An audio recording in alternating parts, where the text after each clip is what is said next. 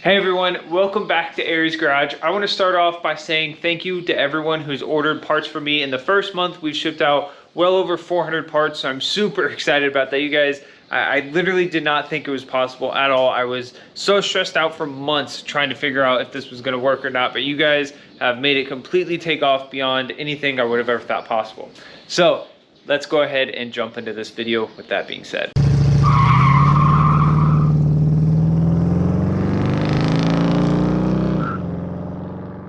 The next few videos are going to be consisting of a series of how to keep your vehicle cool.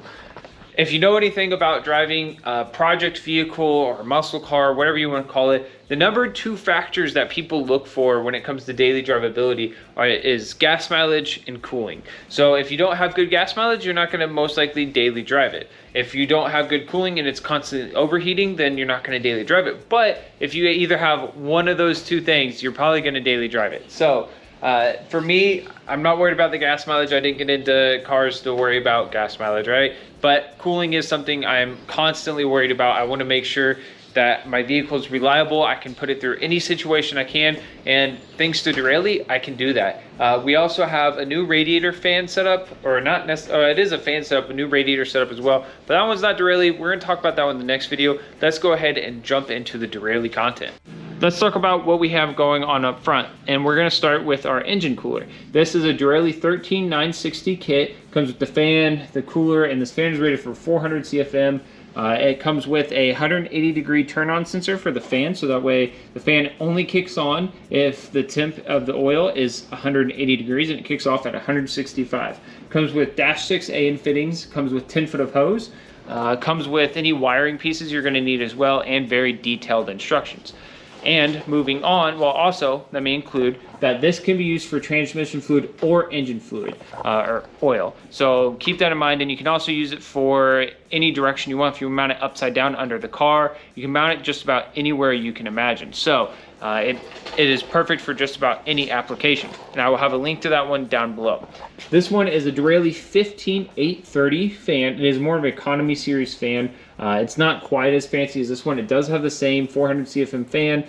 The cooler itself is smaller. I believe this one is 13 inches and this one is 7 inches, so it is slightly smaller. It does not have removable fittings. It just has 1/2 inch barb fittings on there, and it does not have a location here built in for a sensor to thread in like this one does. However, I did pick up this part number from Derale 15721, and I did pick this one up myself. I didn't want to bug Derale for any more, so I did pick this one up myself, but it is an inline temp sensor that we're going to be mounting somewhere in this area right here. That way it's pretty close to all the wiring I already have going on, and we don't have to worry about running wire all over the place, and I don't have to worry about overcooling or not knowing when to turn the fan on. That way everything is done by the actual temperatures of the fluid. So that's one safety precaution to make sure we're not overcooling any fluids, is to make sure we have our sensors in line and working. So let's move under the car, and I'm going to show you guys other safety precautions and one other cooling method I have from Derale. So talking about safety precautions to make sure we don't overcool our transmission and or our engine oil, we have these fluid control thermostats. Let me give you guys a close up there. We have another one right there. And what these do is these stop any fluid from flowing to any of your coolers until they reach 180 degrees. So not only are we going to have the fans not kicking on until the fluid reaches 180 degrees, but fluid won't even be flowing to the cooler until it reaches 180 degrees. This way we don't run the risk of overcooling any of our fluids, and everything can still get up to proper operating temperature and still run right where it needs to be. So Derale has definitely done their research on what it takes to not overcool but also properly cool your vehicles. So I'm going to show you guys how to wire these sensors up and some of the final touches you need to keep in mind. Go over some of the important details, because I believe is all I have left, is I need to run through, install all of my hose clamps everywhere, wire up a sensor here, install the sensor there, and then I have one other piece of Derale goodies that I need to show you guys, which I've done an unboxing video of this, but we have a cooling transmission pan that there's no way to not use the cooling factor from this, because there's no sensor for it or anything because of how awesome it is. But let me show you guys.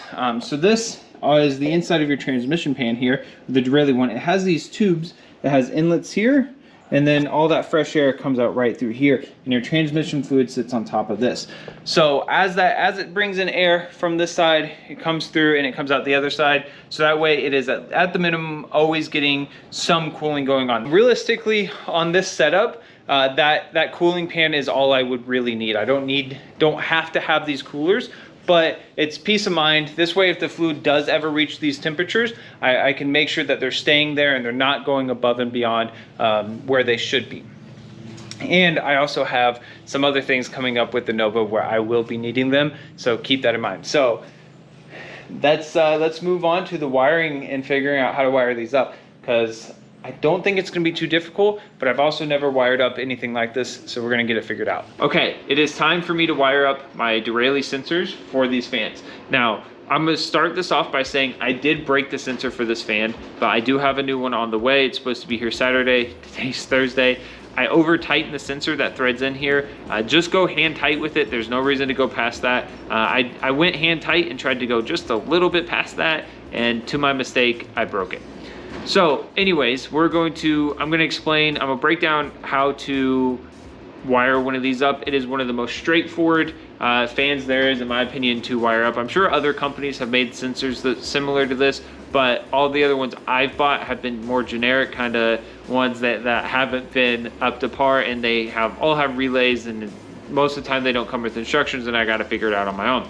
But Derale not only includes instructions, but they've made this as easy as possible. You only have to make 3 connections.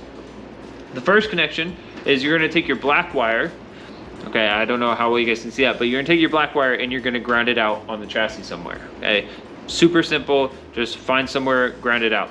Then you're gonna take your blue wire and you're gonna connect it to one of the prongs on here, okay? It just connects there, and then the other prong, you're gonna use a 12-volt ignition on source. Like an accessory wire. This way it's only getting power to turn the fans on when the car is started, and you don't have to worry about it running and killing your battery and all that stuff. And now, this is when it can get kind of tricky. Using your blue wire as a positive and grounding out the black wire means that you are going to be pulling the air out away from the cooler, right? It's going to be pulling the heat. So that's that setup. Now I need mine to push, right? Mine's set up to where my grill is going to be right here, so all the fresh air is going to be coming through, and I don't want to be working against the air that's coming in, right? I don't want that resistance. It's going to burn my motor up, and it's just not going to be good. So I'm going to be taking and reversing mine. That way the air flows straight through. It's taking all the air from that's coming in and pushing it straight through into the engine bay and right back out. So in order to push on your fans, you're going to have to reverse it. So I'm going to make my black wire connect to the sensor and still have a 12-volt ignition on, and then I'm going to have my blue wire grounded. Super simple. It's the same amount of connections, just opposite of with these two. You're still going to have a 12-volt going to this one. This does not receive a ground. It receives 12 volts. And I'm going to have mine set up to a fuse block that I have installed. I'll give you guys a quick look at that, and then I'm going to get to installing this. And just like that, our new temp sensor is installed. Looks nice and sleek. You can just barely see the wires there. I do need to install hose clamps. I have them. I'm just waiting until I'm completely done. That way I don't have to keep taking them on and off. So let me give you a rundown of how I've ran my wires. You have our 2 blue and black wires right here, or 1 blue, 1 black wire, or 2 wires. They're running through right here. There's a hole right there from the factory. It's coming through there, and straight up our blue wire is getting grounded. And then our black wire right here that we're running is all the way coming down here, and it's connected there, and we have our black wire from the fan. Again, this way it can push that air through the cooler, so all the air will be coming in and straight through that way. Then I don't have to worry about, actually I gave you guys the rundown of all that earlier. So that's how mine is set up. Again, if you want it to be a polar, then you just reverse that. Black wire gets grounded, blue wire gets positive. So as simple as can be. 2 things left to do. The next clip, you guys will see me installing the transmission pan, and then I have to wait for this sensor here, and then I just have to wire it up as well. It's gonna be super straightforward, super simple. So I'll get that taken care of, and then actually I keep forgetting there's another thing I have to do. You guys don't worry about it. At the end of this clip, you guys will see this running. So I will see you guys next when we're installing the transmission pan. Okay, so in order to swap out your pan, of course you're gonna have to drop the old one. Now in theory, this should not be overly difficult and there should not be a lot of fluid in here, as I have pulled this and have not replaced the fluid yet. So I should not have a whole lot of fluid. There's 13 bolts in this, so there's not a whole lot. I'm trying to remember if I actually dropped the pan in this or not. I'm pretty sure I dropped the pan in this before. Like, because if you guys remember back a little while ago, I did pull this transmission once, and this, I still have not got it running since. So, and I don't think, and I know I never put fluid back in it. Just trying to remember if I ever dropped the pan. I'm pretty sure I started by dropping the pan before I ever pulled it. That way, I didn't have a whole bunch of fluid to leak out. There is probably still a little bit of fluid in there, so we got a drain pan right here for it. And we'll just see what happens here. Okay, so doing those by hand got tired really fast, so we are going to go ahead and zap these out with the impact.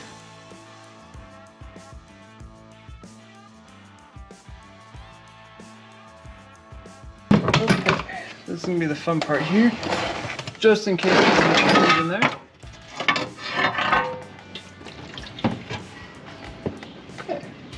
There we go.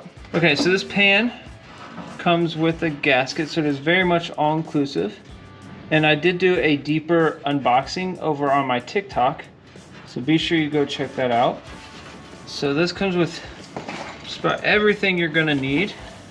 Now, one thing that is really cool about this filter, or this pan, and that shows you the attention to detail about Derale, is that you do not have to run a filter extender with this pan. So that's extra money you save. Those are about 30, 40 bucks a piece, I believe. But we got our new filter installed, because while you're in here, it makes sense to go ahead and install a new filter, even though that filter wasn't that old. Again, it just makes more sense to do it. Let's go ahead and tighten this down. We're just gonna tighten these down real quick with the impact, and then we'll hand tighten them the rest of the way. So after a few minutes of awkwardly struggling, we are now going around and evenly tightening these. The best way to explain how you should tighten these is like a tire. Go straight across from one another and kind of randomize it.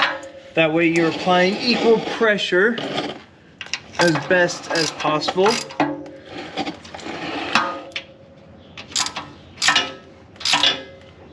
Come over here, do this guy. Come do this one. And then I like to just go around one quick circle and make sure they're all tight. Because as you do it, some will loosen up. It's important to make sure you go through and double check them all. And you don't need any crazy torque specs here. You can over tighten these to a point that you create a leak. So keep that in mind. Loosen up ever so slightly. Okay, and just like that, you have a Derale cooling pan installed. Now I do need to go and install the drain plug and fill this hole with the filler bolt that they sent for the sensor. So I'll throw those in real quick, and then this will officially be done.